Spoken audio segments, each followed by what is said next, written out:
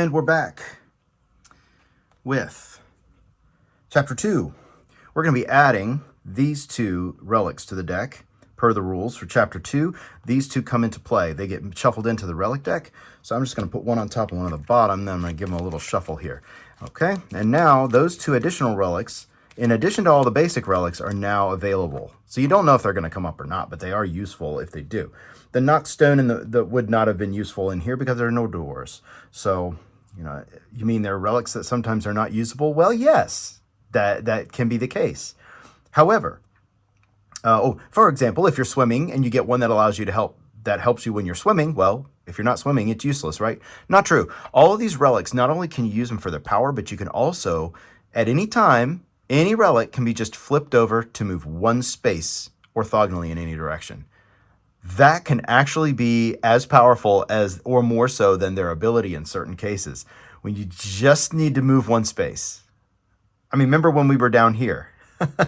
Just moving one space can actually make a big difference. So these have, all relics have that innate ability as well, either or, right? All right. So we're going to stack our deck there and get some more interesting relics in there. We have our story deck with unused story cards, but because these are all the ones that go with it. Now, we would take out any cards that are specific only to a certain chapter. We'd take those out. But most modules all have generic cards that go with that module for every chapter, in addition to a few chapter-specific cards that get shuffled in and then taken out when you go to a new chapter. So there's always something new going on. This particular Chapter 2 has its own, notice they have a little marking here, so they go with Chapter 2 only. So we're going to kind of shuffle them into the story deck here, so those can pop up, and they are Crypt-specific thematically. So we'll see if those pop up. Statistically, they probably will. All right, we noticed we've flipped all of our relics that we accumulated during Chapter 1. We flipped those back over, so we can now use those again. Halophane is now flipped over. We can use him again as well. Notice I've left all of my other stuff alone here. You know what we never did? We never named our character. Oops. Let's name our character Kyliran. Why? I don't know. Sounds like a name from an old game I played once or something. Anyway, all right. Well, Kyliran the what? We need a title. Well, at the end of the game, that's where you get your title based on your score. So, completely just for fun. You don't have to name your character, I guess, but why wouldn't you, right? All right, so let's move on to Chapter 2, Bram's Crypt. Now, we grabbed the Orb of Ice, remember? Well, what does that mean? Well, thematically, it means we now get to add the Orb Die to our dice pool. What does the Orb Die do? It allows us to teleport, and we'll to these spaces here. We'll see how that works. By the way, I should not have removed the Doom Die. That stays on there, and it remains on the face that it ended in Chapter 1, which was a 1. Remember, we moved through and it turned into 1 and we got out. So it's still a 1 for round 1 down here. And really, there's nothing else to do but roll. Just making sure here that I don't forget something else. All right, roll the dice. Round 1, we get these. Now, can we move with the Orb Die? In this chapter, we cannot. In other modules, yeah. It just depends on the module. It's the wonderful aspect of this game. Every module, every chapter in a module, those basic rules get applied in different ways. It's so flexible. And in this case, the Orb Die can be used. In other games, it's not an Orb Die, it's a jump die, or it's a descend when you're flying die. It just depends. And hopefully I'll be able to show you some of these other modules, and we can do some little playthroughs of those too, so you can see how the rules are applied differently. All right, so here we go. In this one, we cannot use the blue die, the Orb Die, to move. We only use it for teleportation, okay? So, and what that does is for a free, it's not counted as a move, it's just, and we can activate, we still have to activate 3 movement dice and then discard the 4th. But the Orb Die is optional to use. It's basically a free action. Anytime I can just activate the blue die. When it's time to activate a die, I just activate the blue die, and I can move to, sorry, wrong chapter. I can move or teleport essentially to the teleporter that matches the die. So this round, the orb die would allow me to teleport to the number 4 orb teleporter space instantaneously if I want to. It's an instant move. Okay, well, so we're not ready to do that, I don't think. Are we? Well, let's find out. What happens? How do we develop our strategy here? Well, at the end of every round, of course, Bram is going to use his power to destroy one of these lore stones. These are not relics anymore. These are lore stones. Lore stones are essentially objects that you are collecting throughout here, as many as you can. Every one you collect essentially weakens Bram at the end for the final battle. So you want to get as many as you can and get out. But the only goal here to win is to collect enough lore stones to unlock these 4 portals. So you have to collect at least 4 lore stones, and the lore stones you collect have to be in these ranges. So I've got to get at least 1 lore stone between numbers 1 and 3, 4 and 6, 10 and 12, and 7 and 9. So you do have to strategize. Here, the lore stone number does matter that you collect, and as you do that, you'll check them off here over here. And so as long as you have at least 1 of each of these within the ranges, you can move through and unlock these portals and get out. This is challenging, so let's see what happens. So collecting lore stones, we'll collect these 2 relics if we can. That will just allow us to draw 2 additional relics, but that may be challenging. Let's see what happens. All right, so we know what we need to do, and we let's get moving. So first thing, let's go with, we know that number 1 is going to disappear. Can we teleport there and get it? Probably not. I don't know. Wonder if we should bother. 2 is going to go away next round. So our teleport is there, so it might be good just to ignore 1 and let it go, and then move on to 2. But to move straight to 2 could be a waste when we could get other lore stones along the way, right? I mean, it's going to hit 1, then it's going to hit 2, then it's going to hit 3, then it's going to hit 4. So moving kind of this direction seems to make some sense, right? Tricky, isn't it? Lots of choices to make. Ugh, I'm already at a standstill. 1, 2, 3, 4, 5. Should I just hit the trap? I don't know. We do have a 5. What happens when we get to doors? Well, if we get to a door, we have to spend a die when adjacent to a door, not during movement. So it's like a whole activated die only just to open a door. Okay? So, I mean, you can't bash down doors while you're running, unfortunately. Not in this chapter. So as you move, you'll have to stop. So you got to get an exact 5, which we have, then spend any die to open this door, then a 1 to move there. And then we got these 2 traps to contend with before we get to 2, unless we move around them somehow. Oh, you know what we didn't do? I'm glad I thought of this. We haven't drawn our story card yet. We rolled our dice. Let's see what our story card is. Maybe this will help us. Ooh, there's an optional effect that may help us. The smooth stone floor of this dilapidated and time-forgotten crypt is littered with fallen rubble, broken sarcophagi, and scattered bones. A sudden feeling of horror grips you, making you want to flee. But we're not going to do that. Otherwise, I'll just shut the video off. Optional effect. Move 8 spaces. You may... Wow, that's a lot. You may change directions any number of times. That is awesome. Skip, and then skip to the enemy power phase. Meaning I won't be able to activate any of these dice if I do this. Well, that's quite a choice. But it could be better than what I have. I'm not sure it will be at this juncture. And I have to do this right away. I can't... 1, 2, 3, 4, 5, 6, 7, 8. And that's it.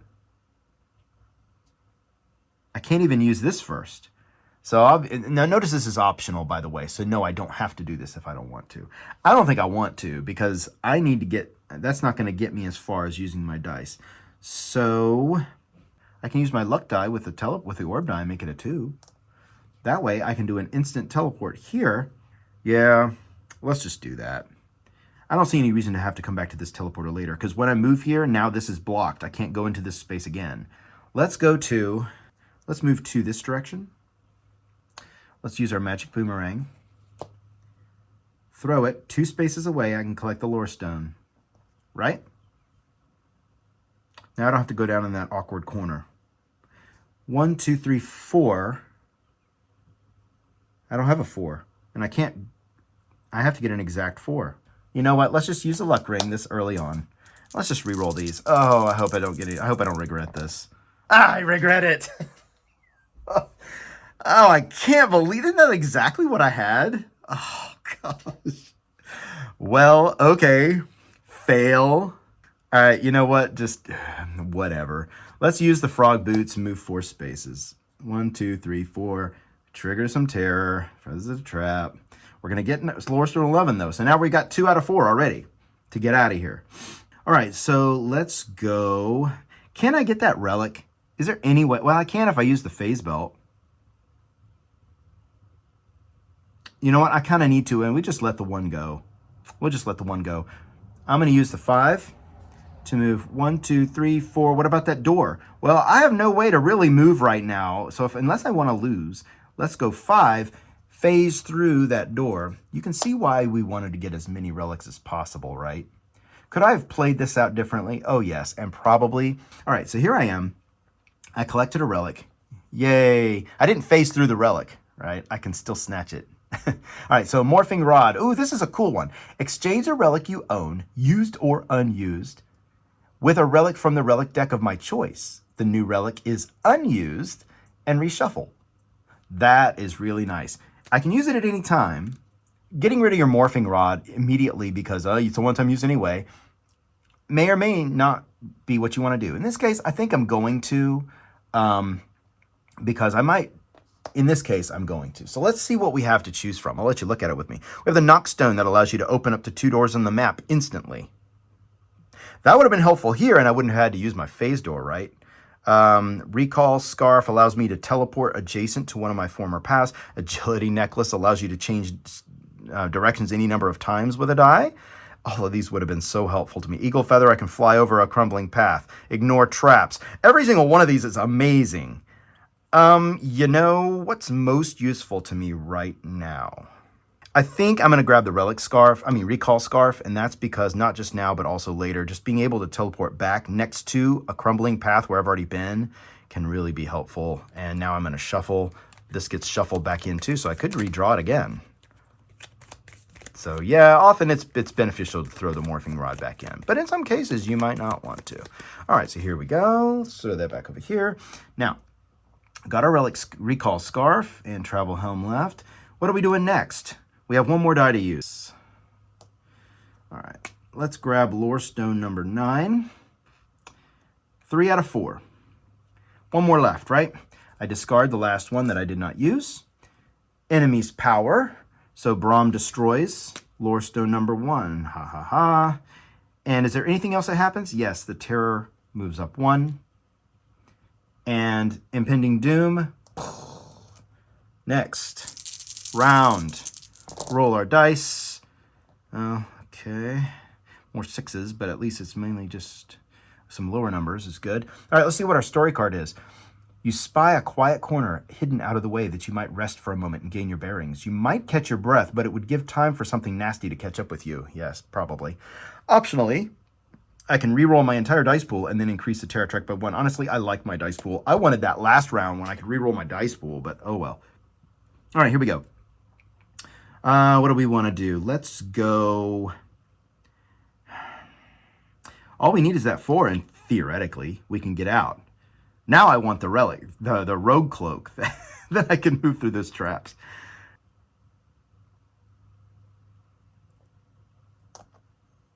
Three plus 2 is 5. We're going to hit a trap. Oh well.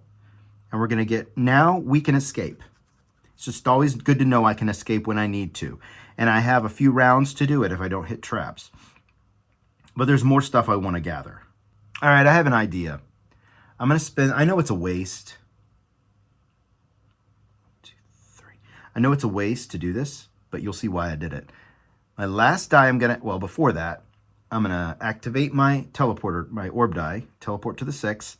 Now I'm going to use my last die, which is a 3. See why I got rid of that 1? Because now I'd have to spend 1 more 1 die, and I don't know which direction I want to go. I may want to go and get the 12. I may want to go get the relic. I don't know, so I'm leaving that open for next round. Discard the die I'm not using, and that ends the round. Bram is going to destroy 2, which I've already collected, so no big deal. He's also going to increase terror, and we're going to rotate that doom die to the 3. New round. Okay. Now that you're seeing how the game works, you can see how the game can move along quickly once you know what you're doing here. All right, so we have boom, boom. All right, what do we want to do? Do we want to get the 12? I would like to, if I can. That's a 2. And then 1, 2, 3, 4, 5. So I can just hit the 5. I mean, hit the trap on the way to the 5. Yeah, let's just do it. 2. And let's get the 12. Why do I want to get any more when I can just get out? Because the more lore stones you collect, the weaker Bram will be in the final battle. So it's worth it to just take the risk. Let's go ahead and do this 5 with a 1 for 6. We're going to zip up here, hit the trap. Oh, well. And we're going to grab, what was that, 5? All right, now, teleporter die can get us out of there. I want that relic down there, to be honest, but I may have sealed my fate with that when I went the opposite direction. Trying to get it now is possible, but maybe not worth it. Yeah, I'm going to use this teleporter die with my travel helm. And instead of a 1, I'm going to make it a 5 so I can teleport here. Then I'm going to use, it doesn't really matter, I'll use this die to open the door. You haven't seen me do that yet. So that's how I can open that door, so now I can move through it next round and go all the way to here and unlock the 4 to 6 lock. I have to unlock each one of these, and the last one I unlock automatically opens the door and I just escape through that door. So it's an instant win once you unlock the 4th one. Stop moving, everything done. So we discard our last one, and now it's the end of the round. Bram will destroy lore stone number 3, and he'll add 1 to the terror. I'm getting a little close. I know I have 3 rounds, but you'd be surprised how tricky it is to get these unlocked. We better start on that process. So let's go ahead and do it. I'm going to roll. Okay. All right, let's see what we've got here. All right, and the story card is going to be, oh, no effect. Shrieks and animalistic calls echo from the darkness around you. It is then that you notice the multiple sets of eyes glowing in the darkness. Firming your resolve, you press on. All right. So I'm on the 4 teleporter with an open door. I can snake my way down to the relic, but I think that's a waste of time. As much as I hate to say that. I'd like to get to 10, but I really need to unlock this door. 1, 2, 3, 4, 5 will get me there. But I don't want to stop there because there's a door there I got to unlock and a trap behind it just to get there. So, ooh, I've got a 4 teleporter. So let's just do it. 6 and a 1 is 7. So I'm going to move through the open door, all the way through, unlock 4 to 6, and stop here. That's 7, right? 1, 2, 3, 4, 5, 6, 7. Stop at the door. Has to be exact. Stop at the door. I can't run into the door. That would be illegal. So we unlocked 4 to 6 because we moved through it, and I had a 4 and a 5. So I plenty enough keys here to open the door. All right, so unlock that gate. So now we got to unlock these other 3. I could just open that door with 1 die and then spend my last die to go 1, 2, 3, 4. All right, let's open the door. What do I need? 1, 2, 3. I need a 4 or a 5, so I'll need this one. So let's use the 3 to open the door, the 5 to move 1, 2, 3, 4, 5 and unlock that door. 2 out of 4 is done. We grab the trap. Phew, this is challenging. And I've played this game a million times and it's still challenging. All right, so now 4. So Bram destroys 4. I've already collected it. And he will add 1 to the terror. I'm getting close. This rotates to 5. I've already collected that, so it's no big deal. And re-roll everything. Yes, even what's already unused in the dice pool. Re-roll everything. Okay, here we go. Ooh, got lots of low numbers. That can be good and bad. Now watch this. I need to get this one and this one. How am I going to get them? Well, I have a relic called the Recall Scarf. I got this earlier. So it allows me to move immediately to an unblocked space adjacent to any crumbling path. So here's a crumbling path where I've moved previously. Not on it, but adjacent. That gives me a lot of options, doesn't it? 1, 2. Okay. Let's use we're going to teleport here. That's fine. Now let's use a 1. Since we have a lot of low numbers, we'll use a 1. unlock that one. Now we need to, I can't move through another trap. If I do, then the end of the game comes and we're done, okay? I can't hit a trap anymore. So we're gonna have to go 2 to the north. I wish this was more useful, but it's not. It's okay. I need to stay in straight lines. It'll make it easier. 1, 2, 3, 4, 5, 6 is what I need, and then a 2. That's it, a 6 and a 2. But I do not have a 6 and a 2. This 6 only allows me to teleport. That's not useful. It would allow me, I could make it a 4 though. Could I go 1? I don't have any these to make it 1. It might be better to make this a 4 and be a little more surefire that if I get a 2 and a 2, I'm good. Well, 2 and a 2 or a 2 and a 2. That's all I need. And the statistics of that are higher because of the luck die. I can change something to a 2 a lot easier. So I think we're okay. End of round, discard these 2, and Bram destroys 5, rotates to 6. He increases the terror. Oh boy, this is it. This is it. Now, could we get royally destroyed by our roll? What about Halophane? We never used Halophane, did we? We could have, possibly, when the numbers were different, a little lower, we maybe could have used him. I honestly didn't think about it as an option earlier. I should have thought about it while that number was different. Last round, I could have used him. We could have gone 5 and discarded 2 of the low numbers. Oh, well. All right, here we go. Last round. Don't forget what you have. All right. I need to go 2, and I need to go any number after that. I have a 2. 1, 2, 3, 1, 2, 3. It doesn't really matter. It could have been a 6. It wouldn't have mattered. Once you hit this and unlock it, the rules tell you to ignore any remaining movement points, and it's over. So we win. Barely. That was close. And we got 1, 2, 3, 4, 5, 6 lore stones right here. So 6 lore stones collected. Why do we write this down? Because you'll see in chapter 4 that we need a certain number of lore stones. Or every lore stone you get helps you.